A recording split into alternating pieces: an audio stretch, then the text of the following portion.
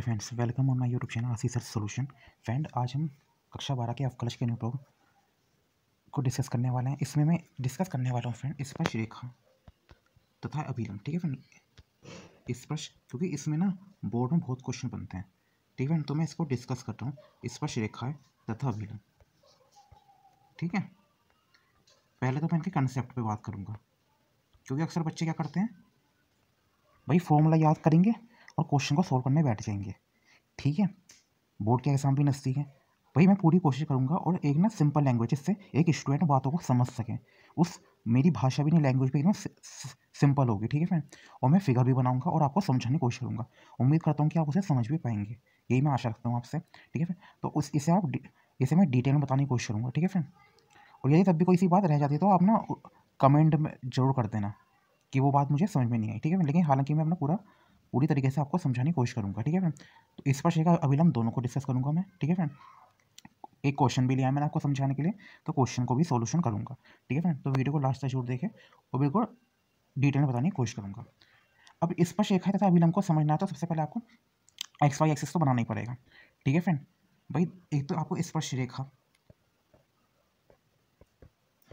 ठीक है, क्या स्पर्श रेखा, और दूसरा पॉइंट क्या होता है, अभिलंब। ये आपको समझना बहुत जरूरी है। हर क्वेश्चन में डायग्राम नहीं बनता है, कोई अधिकतर क्वेश्चन में डायग्राम नहीं बनता, कुछ क्वेश्चन में डायग्राम बनता है, लेकिन आपको ना फॉर्मूले के साथ तो आप सॉल्व कर ही देते हो क्वेश्चन को, लेकिन थोड़ा इसका आइडिया भी आपको होना चाहिए। मान लो आप 12th भी करोगे, कल को आप बड़ी क्लास में भी जाओगे, हायर क्लास में, तो इसका थोड़ा सा बहुत आपको आइडिया होना चाहिए। ठीक है, तो अब तो सबसे पहले ना मैं क्या एक एक्स वाई एक्सिस बनाना चाहूँगा। ठीक है फ्रेंड,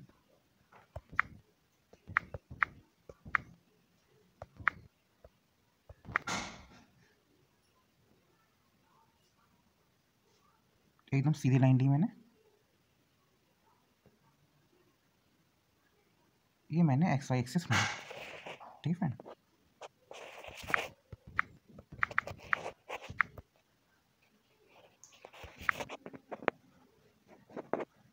इसे मैंने एक्स का नाम दिया, तो इसे मैंने वाई का नाम दे दिया।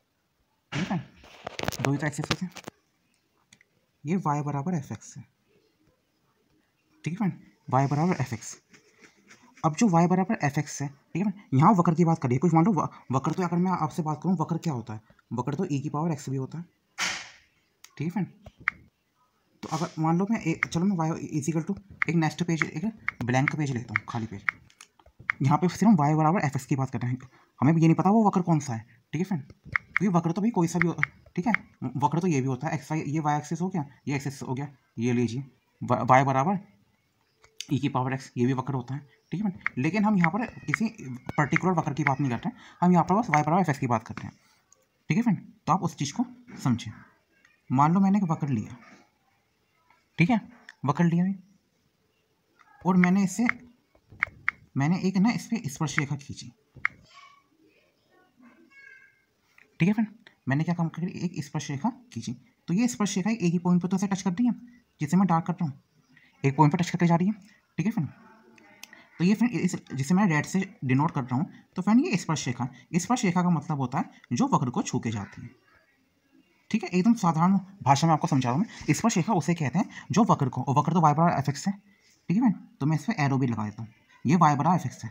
और मान लो जो एक कोई पर्टिकुलर वक्र दिया होता y बराबर e की पावर x, तो उसका ग्राफ मैंने अभी बनाया था, फिर मैंने डिलीट कर दिया कि वक्र वो भी होता है। ठीक है फ्रेंड, लेकिन यहाँ पर मुझे आपको समझाने के लिए कोई वक्र की जरूरत नहीं है। ठीक है, सिर्फ y बराबर एफ एक्स है, क्योंकि वक्र बहुत सारे होते हैं, जैसे आपने शंकु परीक्षित कक्षा 11 में पढ़ा होगा, क्लास 11th में। ठीक है, Y square is equal to 4ax परवलय का, तो वही तो वक्र होता है। ठीक है, तो ये तो होती है स्पर्श रेखा। ठीक है फ्रेंड, तो मान लो स्पर्श, तो P इक्वल टू क्या हो जाएगा, x1 y1।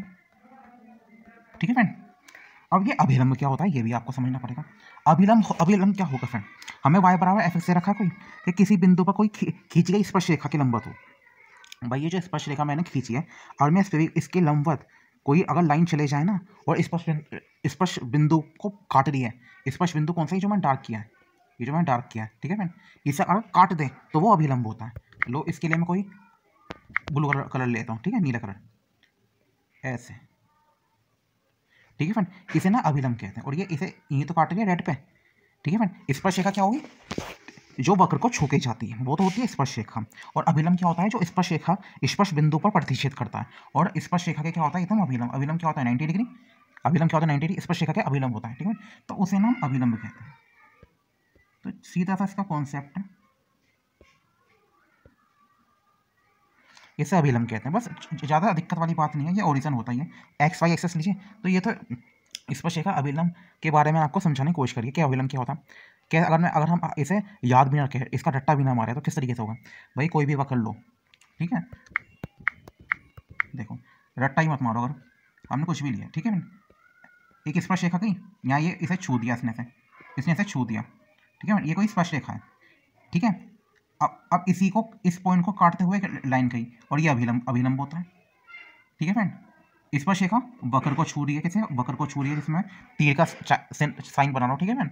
और अभिलंब क्या होता है, जो स्पर्श बिंदु पर काटते हुए जाता है, उसे अभिलंब कहते हैं, ठीक है फ्रेंड। बात समझ में आ रही नहीं आ रही, ठीक है। तो ये तो मैंने आपको ना समझाने की कोशिश करी कि क्या होता है, ठीक है फ्रेंड। क्वेश्चन भी मैंने लिया है आपके लिए, उसे भी डिस्कस करेंगे। तो अभी तो मैंने ये आपको समझाने की कोशिश करी। तो अब मान लो y बराबर एफ एक्स है। क्या है ये एफ एक्स? ये एक वक्र है, एक वक्र है, ठीक है ना। तो फ्रेंड स्पर्श रेखा की परवलता भी होती है, ठीक है ना। स्पर्श रेखा की परवलता, स्पर्श रेखा की परवलता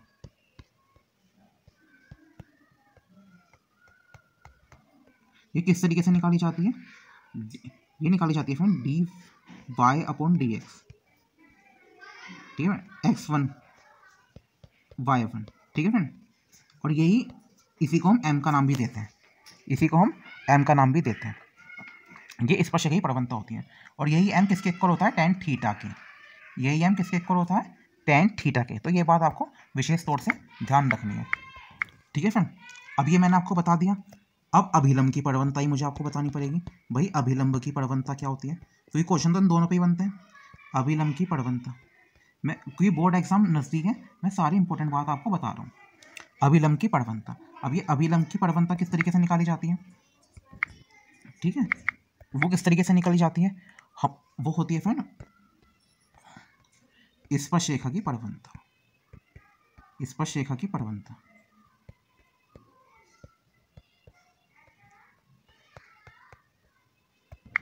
ये माइनस का साइन है और ये मैंने अपॉन लगा दिया, यानी ये हो जाएगा -1 अपॉन एम, क्योंकि अब ये एम के इक्वल तो थी स्पर्श रेखा की परवलता। मैंने यहाँ पर एम लिख दिया, मैं इसे भी लिख सकता हूँ D Y upon D X को, चाहे तो मैं आपको लिख के दिखाया था, -1 upon D Y upon D X x1 y1, ठीक है। वैसे x0 y0 करके भी होता है वो कई बुक्स में, मैंने x1 y1 ले लिया, ठीक है मैंने। वैसे x0 y0 भी लिख सकते, ठीक है, ठीक है, यही कई बुक्स में मिलता भी है, ठीक है, हर ज़्यादा पब्लिकेशंस की बुक होती है, ठीक है। पर मुझे आपको समझाना है, ठीक है फ्रेंड। ये चीज़ मैं आपको और बता देता हूँ फिलहाल, ठीक है फ्रेंड। क्योंकि अभी तो मैंने आपको स्पर्श रेखा की परवलता बताई है, स्पर्श रेखा की परवलता मैं स्पर्श रेखा का समीकरण भी बताया था और अभिलंब का समीकरण भी मैं आपको बताया था। दोनों की परवलता तो मैंने डिस्कस कर लिया, क्वेश्चन को भी मैं डिस्कस कर लूँगा, ठीक है फ्रेंड। चलो मैं इसे थोड़ा सा आगे बताया था आपको, ठीक है। स्पर्श रेखा का समीकरण क्या होता है? स्पर्श रेखा परवलता तो मैंने बता दी, स्पर्श रेखा का समीकरण के क्वेश्चन बहुत बनते हैं बोर्ड एग्जाम में। स्पर्श रेखा का समीकरण, ठीक है, ये भी आपको जोर से पता होना चाहिए। क्या होता है friend? y minus y1 x minus x1, ठीक है फ्रेंड, ठीक है। इसी को आप फॉर्मूले को इस तरीके से भी लिख सकते हैं, आप कैसे भी इसे याद रख सकते हैं, D Y upon D X, ठीक है फ्रेंड्स, x1 y1 कोमा और यहाँ पर आ गया x माइनस x1। तो आप किसी दोनों तरीके से आप इसे याद रख सकते हैं। देन अब मैं आता हूँ अभिलंब का समीकरण, अभिलंब का समीकरण,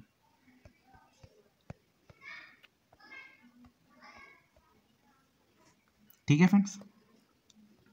अब अभिलंब का समीकरण क्या होता है? y minus y1 minus 1 upon M x minus x1, ठीक है फ्रेंड। आ रही है बात समझ में? या आप इसे इस तरीके से भी लिख सकते हैं y minus y1 D Y upon D X one comma Y one, ठीक है friend, X minus X one. इसका तीसरा तरीका भी होता है लिखने का, ठीक है, इसका तीसरा तरीका भी होता है लिखने का वो भी मैं आपको बता देता हूँ। मैं चाहता हूँ जितने से ज़्यादा नॉलेज हो आपको मिल जाए। हालांकि काम एक ही आता है, एक से काम चल जाता है, लेकिन तब भी नॉलेज के लिए मैं आपको बता रहा हूँ, ठीक है। फिर 3 तरीके से लिख सकते हैं ऐसे फॉर्मूले को, क्योंकि आंसर तो तीनों से एक ही आएगा, ठीक है, लेकिन तब भी फिर भी मैं आपको बता देता हूँ किस तरीके से लिख सकते हैं।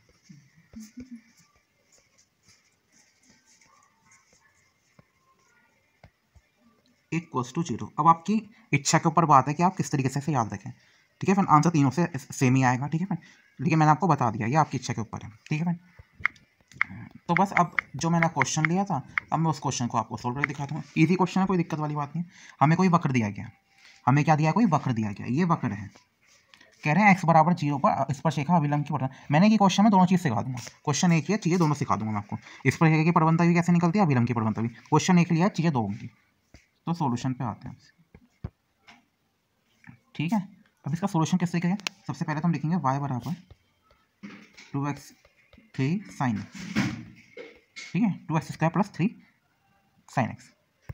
अब इसका x के रिस्पेक्ट में डिफरेंशियल लेंगे, differential on both side with respect to x, यानी x के सापेक्ष अवकलन करने। तो dy अपॉन dx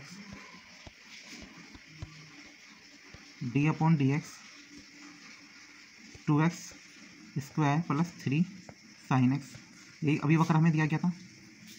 तो dy अपॉन dx क्या आएगा भाई, इसका तो ऐसे हो जाएगा 4x, ठीक है फ्रेंड, 2 की मिनटाई आगे हो जाएगी 4x है, फिर 2 - 1 x की पावर 1 लिखते नहीं है, इसका हो जाएगा 3 cos x, ठीक है, बात समझ में आ रही है। अब मैं निकालूंगा स्पर्शरेखा की प्रवणता, स्पर्शरेखा की प्रवणता, स्पर्शरेखा की प्रवणता निकालूंगा मैं। इक्वल्स टू किसकी होती है, dy अपॉन dx। ऐसे इक्वल्स टू लगाना सही नहीं है, ठीक है, वहाँ पे स्पेस था, भी चेक करता हूँ, यहाँ पे स्पेस, चलो यहीं पे लिखता हूँ dy upon dx x1 coma y1, ठीक है। अब जो dy अपॉन dx आया था ना, जो हमें, ठीक है, तो यहाँ पर, तो वहाँ पर हम रखेंगे, क्योंकि y की तो वैल्यू है नहीं, हमें क्वेश्चन में क्या दिया गया है, हमें क्वेश्चन है y तो दिया नहीं है, x बराबर 0 दिया है, तो मैं ओनली x बराबर 0 यहाँ कहाँ पे रखूँगा, वो भी मैं इसमें रखूँगा dy अपॉन dx में, dy अपॉन dx में रखूँगा। कहाँ पे रखूँगा, एक तो इस x में रखूँगा 0, एक इस यहाँ पर x की जगह 0 रखूँगा, तभी तो मेरी स्पर्शरेखा की प्रवणता आएगी, यानी dy अपॉन dx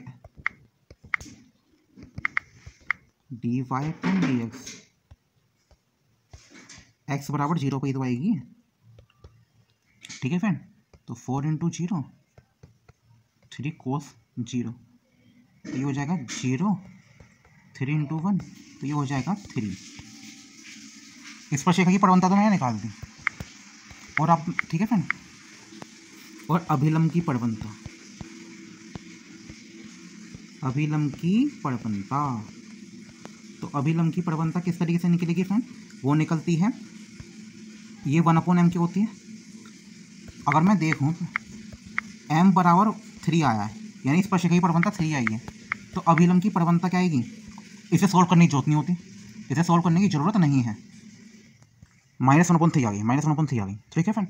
तो इसे पहले स्पर्शरेखा की प्रवणता निकलती है और फिर अभिलंब की प्रवणता। हाँ, लेकिन अगर मान लो किसी क्वेश्चन में स्पर्शरेखा की प्रवणता नहीं निकली, तो वहाँ पर हम सीधा अभिलंब की प्रवणता भी निकाल सकते हैं, ठीक है फ्रेंड। और मान लो कोई इस क्वेश्चन में दोनों ले लिया था, ठीक है, स्पर्शरेखा की प्रवणता भी निकालनी सिखा दी आपको और अभिलंब की प्रवणता भी एक ही क्वेश्चन में सिखा दी मैंने आपको, ठीक है। कहीं पे जहाँ पर सीधा होगा तो वहाँ पे भी कर देंगे, वहाँ पे कोई दिक्कत नहीं है, क्वेश्चन सॉल्व हो जाते हैं, ठीक है फ्रेंड। तो फ्रेंड वीडियो आपको कैसी लगी आप जरूर बताएं। हाँ, नेक्स्ट वीडियो भी लाऊंगा मैं कुछ टाइम बाद, एक हो सका जल्दी ले आऊँगा, ठीक है। वहाँ पे मैं ना स्पर्शरेखा समीकरण कैसे निकालते हैं और अभिलंब का समीकरण कैसे निकालते हैं वो भी मैं आपके साथ डिस्कस करूँगा। और हाँ, उस वीडियो में ना मैं क्या काम करूँगा, बोर्ड वाले क्वेश्चन लाऊंगा, बोर्ड में जो ज़्यादा बार रिपीट होंगे, शायद 2 बार 3 बार, जैसे ऐसे बोर्ड के क्वेश्चन से स्टूडेंट का मनोबल ज़्यादा बढ़ता है, कॉन्फिडेंस लेवल आता है, ठीक है फ्रेंड।